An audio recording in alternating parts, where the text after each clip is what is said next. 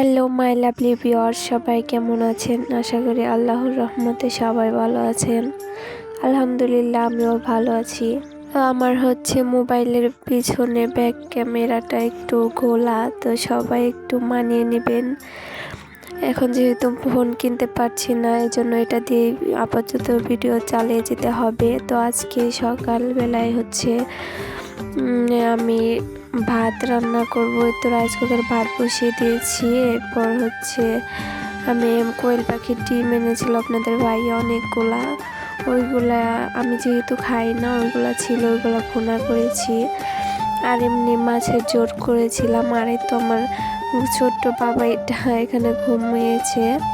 আর সেই ফাঁকে আমি ওর কাঁথাগুলো ধুয়ে দিচ্ছিলাম, গুলুমুলু পাটা। আর এই তো ও এখানে ঘুমিয়েছে।